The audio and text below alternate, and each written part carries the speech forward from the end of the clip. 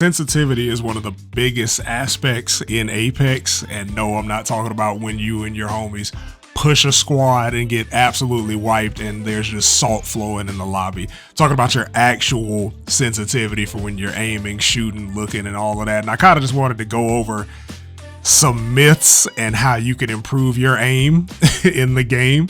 So the first thing first, really, there is no perfect sensitivity. Like, I want to go ahead and get that myth out of there, because like a lot of the times there'll be like professional players or streamers that'll be like, oh my god, this sense is unfair, or this sensitivity will change your life, and it's really just the sensitivity that works for them, because that's all it is, man. Like nobody has the perfect sensitivity settings for everybody, because everybody has a different preference, everybody has a different shooting style, everybody has, you know, different aim.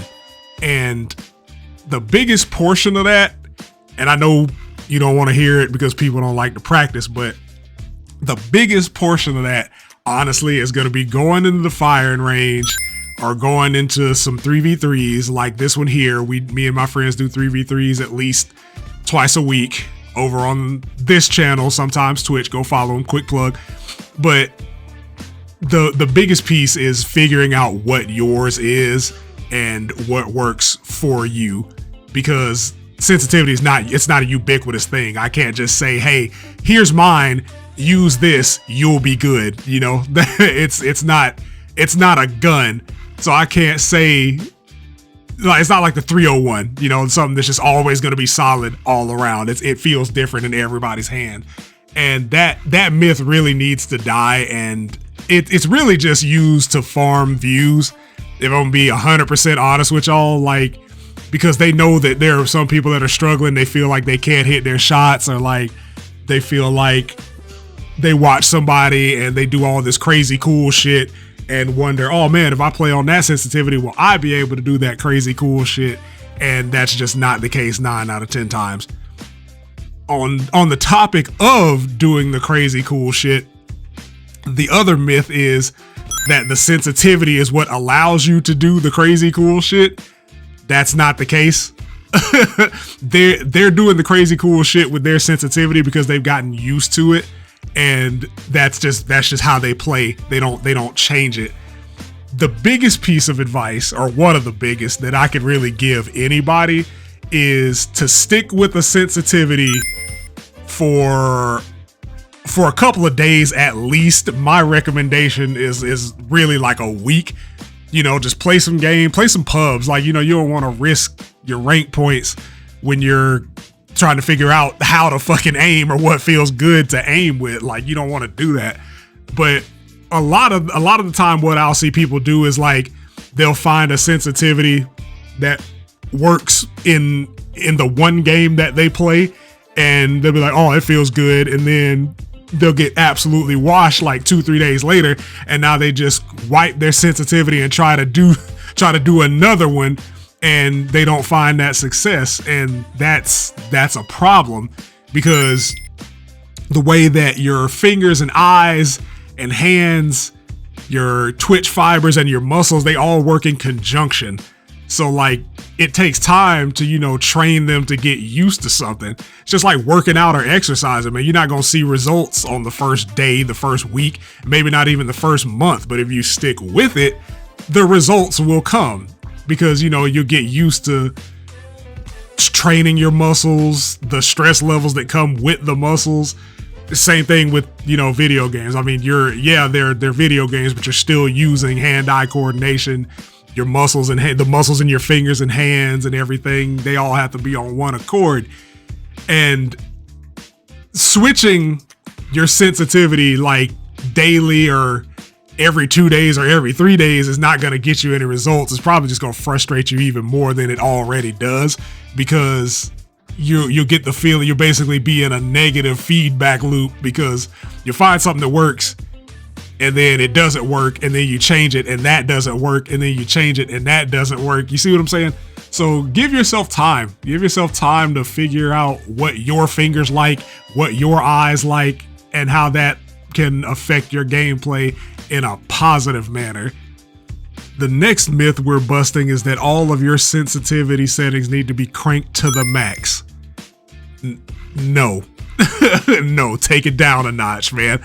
Like, I don't know where the idea that maxing out all the sensitivity is the best way to play because, quote unquote, you'll have all the reaction speed you need. I have no clue where that came from, but like, that's just not universally true. Some people, like, you know, the people that are like locked in on Adderall, playing for like millions of dollars, maybe one or two of them have everything maxed out, but I doubt it. But maxing out your sensitivity in all aspects is gonna require like some heavy, I'm talking like months of dedicated play to get used to. Yes, you will have, you know, full sensitivity, but in a gunfight or like in a scenario where you have to run or ping or rapidly loot, it's gonna mess you up in the long run, because doing those things in the firing range where you're not under pressure is perfectly fine. You know, you crank them all the way up and do dumb shit. I don't care. But in a gunfight where you're getting shot at, where you have to compensate for recoil, where you have to keep eyes on a target, where there's bullet flinch because you're getting shot, there's explosions going off, like there are factors that are going to affect you being at maximum sensitivity, and it's just not a good idea. Don't ever do that. Like, if you want to do it for your look speed, I still wouldn't recommend max, but it makes sense.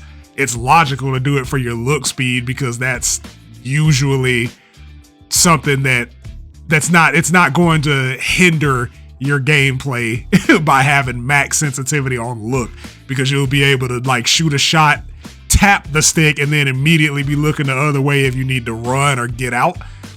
But it's just gonna make shooting people on zip lines or shooting at a team that's flying in or somebody that's climbing, it's gonna make all of those scenarios really different. And that's the game. That's just the game, man. Apex, and by extension battle royales, are games where you live and die based on micro decisions, like your rotations, the fights you pick, the fights you choose to not engage with, and the last thing that you want to be doing is fighting your controller when you're trying to fight 15 teams going through Promenade or Market or Harvester.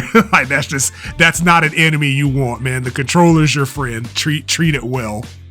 The next piece of advice is a pretty big one, and it's kind of controversial from what I'm understanding, and that's to follow your target, not your crosshairs. What that means is essentially this: your crosshairs are stationary markers for the direction and the distance that you're looking at.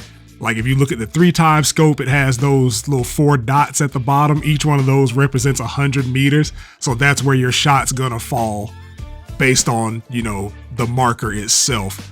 But you're gonna be shooting at a target. You're not shooting at your crosshairs. Targets are gonna move, they're gonna dodge, duck, dip, dive, and dodge. You need to be following them. And I know initially it might not make sense, but if your target's running to the left, right, and you're shooting where your crosshairs are, let's just say your crosshair happens to be a little bit behind them, and you're shooting where your crosshairs are, you're not gonna hit the target, right? Because you're shooting, you're not wrong for looking at your crosshairs as a marker, you know, to aim, because that's what they're there for. That's what the reticle's purpose is. But you're gonna have to follow your target and use your crosshairs to kind of lead, or as a point of reference to where your target is in relation to your line of sight. Does that make sense? I think that makes sense. But the main portion of that is lead your target. What I see a lot of people doing, like when a target's running away or when they're flying, they'll shoot where they are and not where they're going. And that's probably the best way to phrase the follow your target, not your crosshairs. And that honestly will improve your game more than anything, but it all ties back into sensitivity, because if your sensitivity is too slow, you're always going to be shooting where your crosshair is, not where your target is. So they kind of go hand in hand. They they made it so that in Apex, most of the sights give you a pretty good indication of what you're looking at. I have a personal preference, but this ain't the sight video. This is the sensitivity video. Your sensitivity is going to lead you to hitting more shots regardless. Overall, everything else is just going to be a gameplay skill, or it's going to be a game thing. But getting the sensitivity right and learning to follow your target instead of your crosshairs using that sensitivity is a pivotal game skill. It'll help you out in the long run, not just in Apex, but in every shooter. Final piece of advice, man, use the advanced look controls. They are there, they are your friends. That's where you're gonna get all the meat and potatoes out of your sensitivity. Right now, we're just gonna scroll through mine, just showing you my regular look sensitivity and my ADS sensitivity.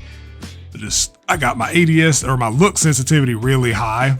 Like, this is really fast. Obviously, it's not maxed out, but I can still get the flick on a bitch when I need to, as well as being able to ping and, loot fairly quickly and all that good stuff. And then right underneath it, I have the ADS speed, which is relatively low because I don't like all the extra pitch. This does it for me.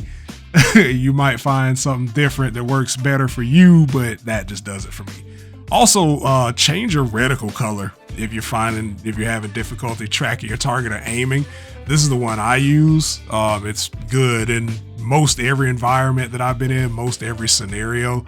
I know a lot of people use yellow just because there isn't a lot of yellow to obscure your vision. If you like the default red, that's cool. If you want to go with a personal color, that's cool. Again, fuck around with the luminosity and the color so it makes it easier to track targets for you. And that's about gonna wrap it up. Let me know what you thought, man. I know there's a lot of myths and a lot of advice out there being given around aim and sensitivity, but just find your personal settings. Like, there are a lot of people that are going to tell you that aiming or sensitivity isn't a personal preference, and use some type of analogy like there's a right and a wrong way to throw a football. And I'm like, well, yeah, obviously, because throwing a football ain't really a fucking scaling thing. Like, it's a form thing. Like, there's a right way to throw a punch and a wrong way to throw a punch.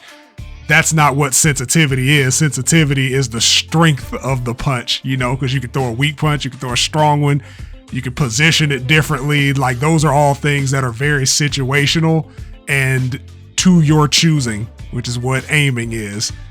But that's all I got, man. Drop the comments. Let me know what you thought. Test it out. Let me know your feedback after you get your settings right, man. And I will see y'all in the next video. Peace.